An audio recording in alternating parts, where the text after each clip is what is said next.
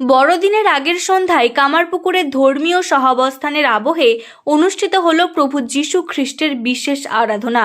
রীতি অনুযায়ী এবারও 25শে ডিসেম্বরের একদিন আগে মহা সমারোহে এই অনুষ্ঠান আয়োজিত হয় কামারপুকুর শ্রীরামকৃষ্ণ মঠ ও মিশনে।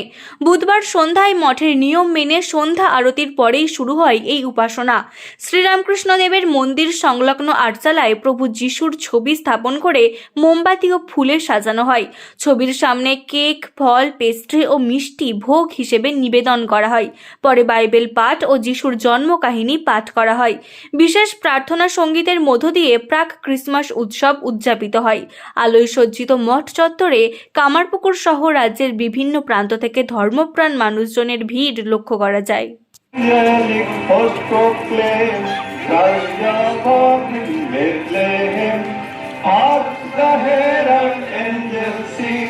Glory, God is mine, sweeping heavenlies,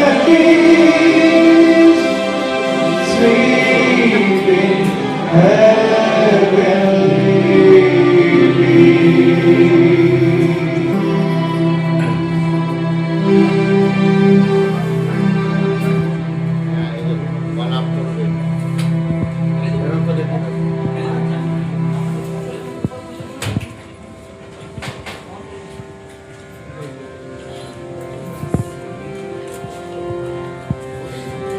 Come let us adore Him. Oh, come let us adore Him.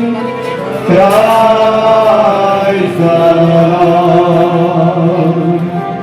Sing and salvation, oh, sing all the citizens of heaven above. Glory to God, all glory in the highest. Let us adore Him. Oh, come, let us adore Him. Christ the Lord.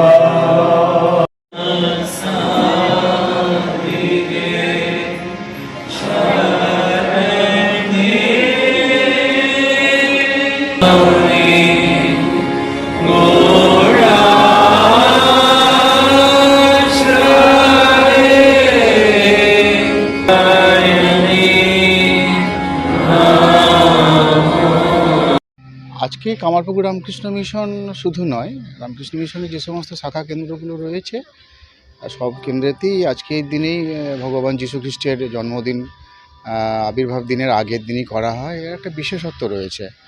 আমি যতটুকু জানি, যেটুকু পড়াশোনা করে যেটা জানতে পেরেছি, তাতে করে ঠাকুরের শরীর যখন চলে গেল, তারপরে তার গুরু ভাইদের একজন গুরু ভাই আমাদের এই হুগলি জেলার আটপুরেতে ওনার পূর্বাশ্রম, তা বাবুরাম মহারাজ, ওনার সন্ন্যাস নাম স্বামী প্রেমানন্দজি।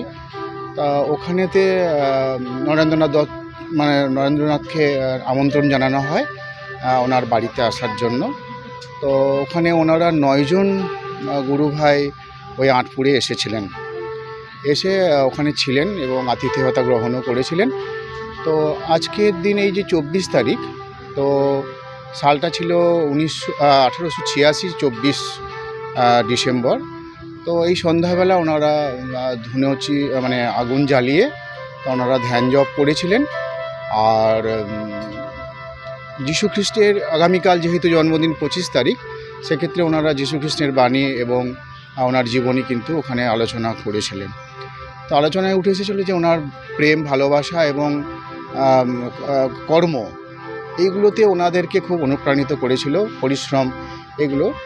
তখন ওই 9 জন গুরু ভাই ওখানেতে ছিলেন এবং ওনারা চিন্তা করলেন যে এই যদি হয় তাহলে আমরা সংসার ত্যাগ করব। ওই যীশুখ্রিস্টের জীবনী জানার পরে আমরা তাহলে সংসার ত্যাগ করব এবং ওখানেই ওনারা ওত করেছিলেন।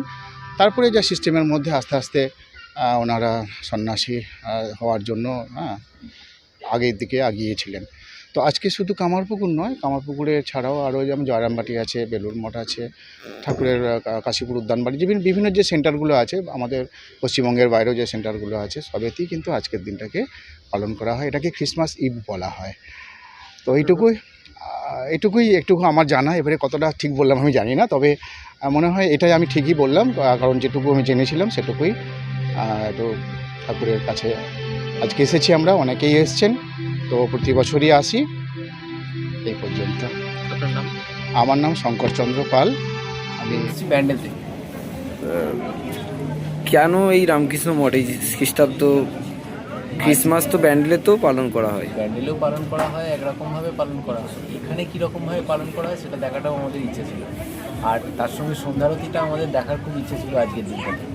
তো সেটা দেখতেই আজকে কিন্তু এখানে আসা। প্রতি বছর কি আসা হয়? প্রতি বছর আসেনি, এটা প্রথমবারই আজকেই ঠিক করেছি, এর প্রথম বছর এলাম। কেমন এটা লাগছে? আমাদের ফার্স্ট এক্সপিরিয়েন্স হবে। কেমন লাগছে? এখনও পর্যন্ত যা দেখছি খুবই ভালো লাগছে, এবং খুব উৎসাহী আমরা এটাও দেখার জন্য যে কীভাবে উদযাপনটা হয়। সকাল থেকেই কি মঠেই? না, আমরা বেশি পৌঁছেছি কিছুক্ষণ আগে। আজকে এখানে থাকবেন? আজকে আমরা এখানে থাকবো। এখান থেকে কি মায়ের মন্দির যাওয়ার? মায়ের মন্দির আমরা ঘুরে এলাম, মায়ের মন্দির ঘুরে এলাম, আর এখানে আমরা আজকে থাকবো, আমরা কালকে চলে যাবো। বাড়ি সকলে এসছেন? হ্যাঁ। আপনার পরিচয়? নাম? আপনার নাম? আমার নাম সুব্রত কর। রামকৃষ্ণ মঠে এসে ভালো লাগছে, খুব শান্ত পরিবেশ। আর কি কি প্রোগ্রাম আছে এখানে? আমি মেনলি সন্ধ্যা আরতিটা দেখার জন্য এসেছি। দেখলেন? আর না, এখন দেখবো, এটা দেখার খুব ইচ্ছে ছিল অনেকদিন ধরে। কোথা থেকে আসছেন আপনি? ব্যান্ডেল থেকে। ব্যান্ডেলেও তো ক্রিসমাস হ্যাঁ, বড় করে উদযাপন হয়, হঠাৎ রামকৃষ্ণ মঠ কেন? আজকে এখানে, ওখানে তো আমরা দেখেছি, কিন্তু এখানে তো প্রোগ্রামটা আমরা কখনো দেখিনি, ওটা দেখার জন্য আজকে এখানে আমরা উপস্থিত হয়েছি। আপনার নাম? আমার নাম সুইটি। নিউনুর sofa centre. এখানে সমস্ত রকম সোফা পাইকারি ও রিটেলে বিক্রয় করা হয়। সমস্ত সোফা নিজস্ব কারখানায় তৈরি করা হয়। প্রোপাইটার হানিফ হোসেন খাঁ ও রুহুল হোসেন খাঁ, বড়ডোঙ্গল হাটতলা সিনেমা হলের সন্নিকটে, হুগলি। যোগাযোগ 7797170093 এবং 9382003105।